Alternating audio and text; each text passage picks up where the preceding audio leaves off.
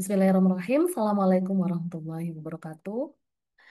Alhamdulillah, terima kasih kepada Isya telah memberikan waktu dan kesempatan ya untuk memberikan atau sharing dari sesuatu yang sudah didapatkan oleh beberapa narasumber yang ada tergabung dalam Isya. Nah, di sini saya akan sedikit bahas dari reposisi rantai pasok energi untuk peningkatan TKDN. Nah, kalau Bapak Ibu di sini sudah tahu semua, belakangan ini banyak banget eh, berita tentang industri mengolah non-migas, kemudian ada industri energi yang ada di Aceh ya. Lalu belakangan ada sudah mulai ini nih, mining. Nah, kemudian selain itu, selain penambangan bahan bahan baku ya, ada beberapa stakeholder juga yang terlibat. Nah, salah satunya adalah stakeholder dari pendidikan dan juga R&D dari pemerintah ya, dari itu ada BRIN.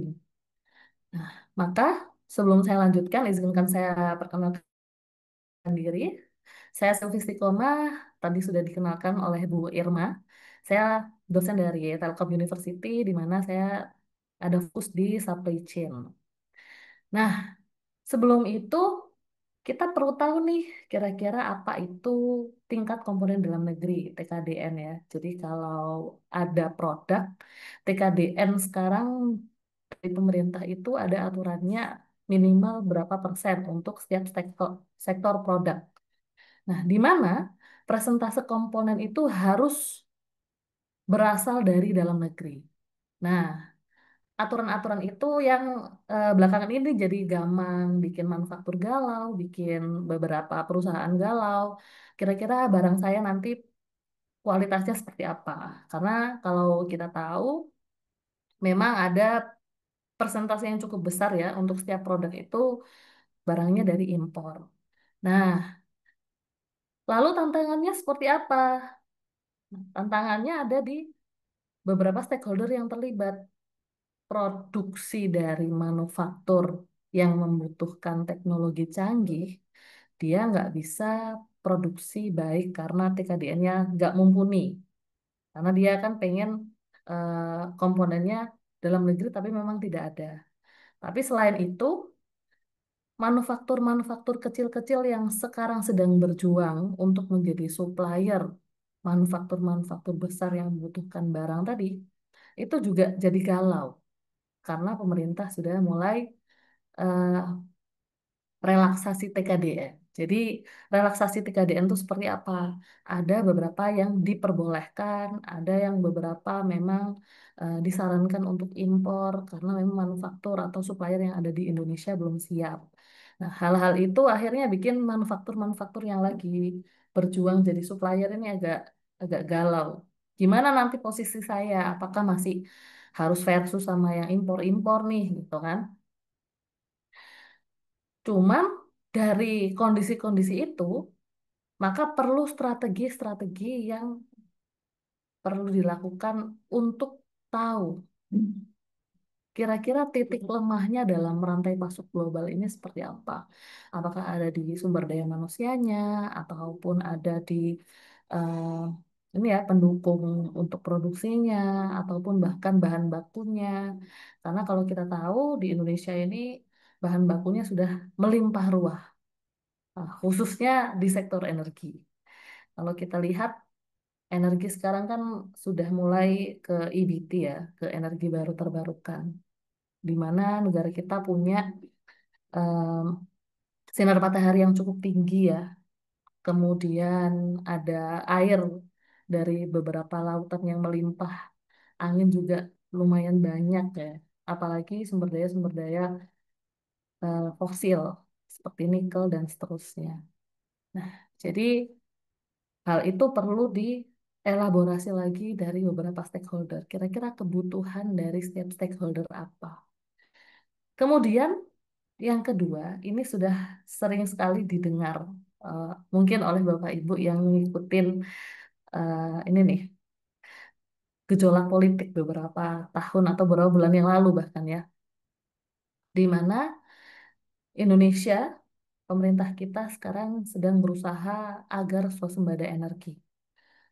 Paling sederhana yang paling sering didengar adalah hilirisasi. Nah, hilirisasi itu seperti apa?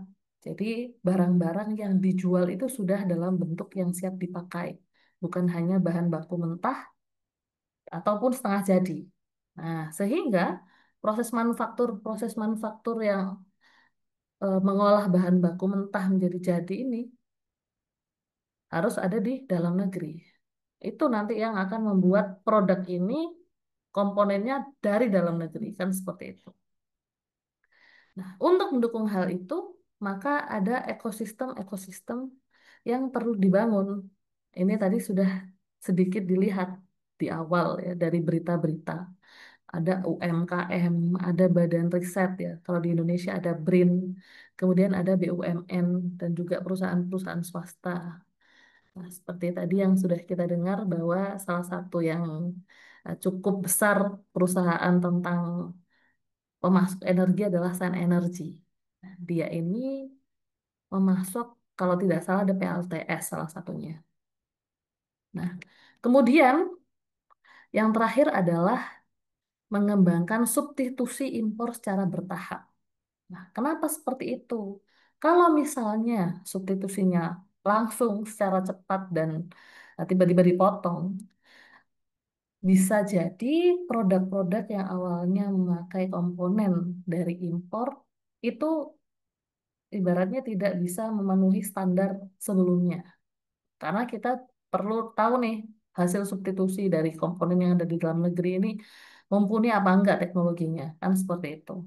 Belum lagi ada kondisi-kondisi riset yang misalnya masih setengah jalan, jadi kan seperti itu ya. Nah, hal-hal itu akan membantu kita mencapai kebahagiaan ya di Indonesia khususnya. Nah, yang pertama mendukung kemandirian, di mana nanti kita tidak akan bergantung kepada siapapun. Kenapa seperti itu? Nah, kalau bergantung itu kan ada beberapa hal, karena kita tidak bisa memenuhi kebutuhan sendiri. Maka dari itu, kemarin ada sedikit informasi, sedikit berita tentang mungkin ada perang dagang dan seterusnya ya. Kita masih bisa bertahan dibandingkan negara-negara yang lain mungkin ya. Karena paling sederhana kita masih bisa menghasilkan bahan pakan sendiri, bahkan energi sendiri secara perlahan sekarang. Nah, kemudian dari hal-hal sebelumnya untuk geser manufaktur yang awalnya tidak ada di Indonesia jadi ada, pastinya juga membuka lapangan kerja. Nah, lapangan kerja ini menjadi sebuah tantangan. Kira-kira apakah di Indonesia ini SDM-nya cukup mampu untuk ngikutin produksi teknologi-teknologi canggih. Nah, kalau kita lihat, kita itu sebenarnya mampu. Cuman mungkin saya pribadi ya, tidak tahu apakah mampunya ini teman-teman yang lain pada minder ataupun belum didukung sama apa namanya teknologi manufakturnya. Nah, sehingga untuk mengalihkan proses manufaktur ke dalam negeri itu cukup sulit. Nah, bukan cukup sulit, agak perlu effort yang lebih lagi ya. Nah, kemudian yang paling penting adalah dari semuanya, kalau sudah berdaya, udah berdikari, pasti keuangan dan juga transisi teknologi dan inovasi itu lebih cepat dilakukan. Karena apa? Pasti kebutuhan industri itu berkembang dan juga eh, meningkat. Nah, kalau kita tahu sekarang sudah ada teknologi, misalnya versi satu, kemudian nanti dilanjutkan versi 2 kan seperti itu. Nah, di sini diperlihatkan persentase-persentase TKDN yang saat ini ada di Indonesia. Kalau bisa dilihat, estimasi TKDN-nya banyak yang masih di bawah 50%. Nah, hal ini dikarenakan yang tadi ada teknologi-teknologi yang tidak bisa disesuaikan ya, tidak bisa diisi oleh negara kita sendiri.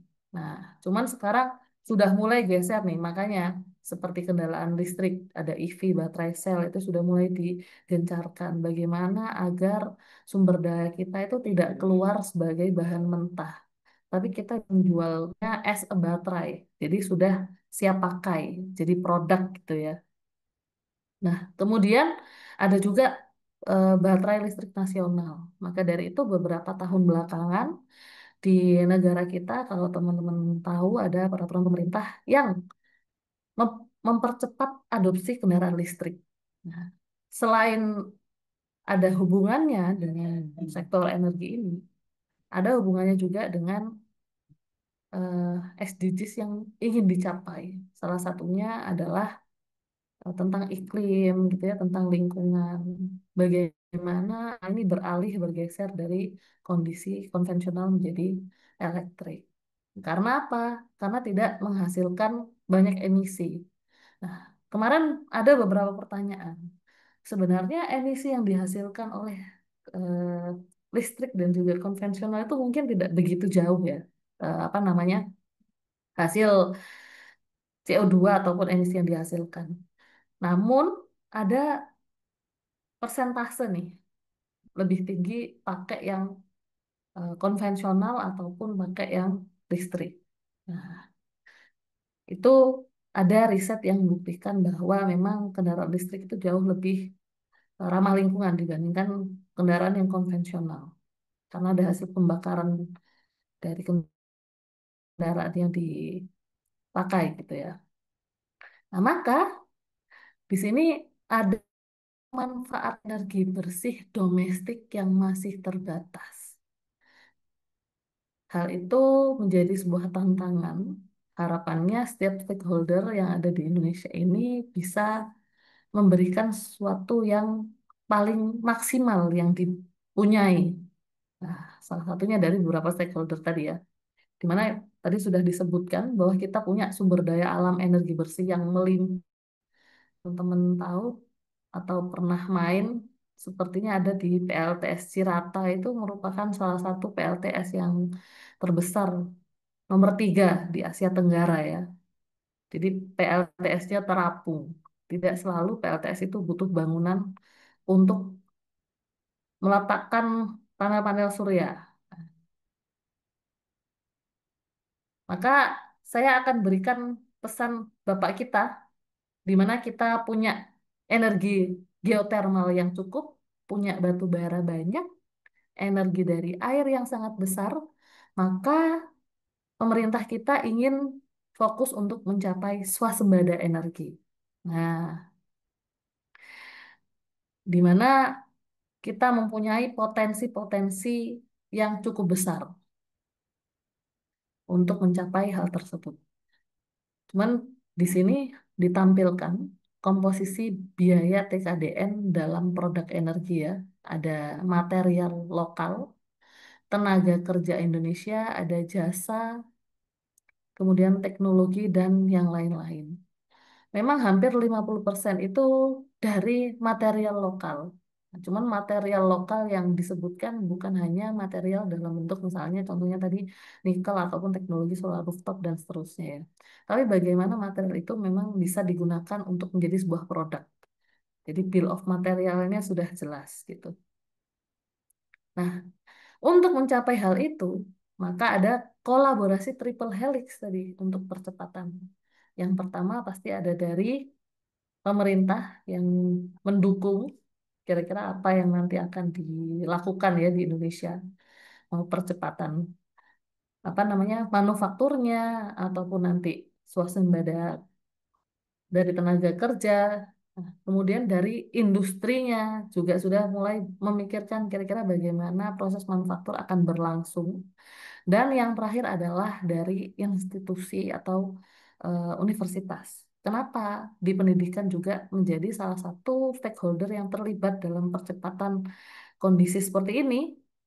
Karena di pendidikan itu salah satu laboratorium R&D-nya. Nah, jadi riset pengembangan itu bisa dilakukan oleh stakeholder dari pendidikan khususnya. Nah, mungkin cukup itu yang bisa saya sharing ya. Jadi harapannya di sini tahu kira-kira kenapa sih tingkat komponen dalam negeri itu penting dan perlu diperhatikan.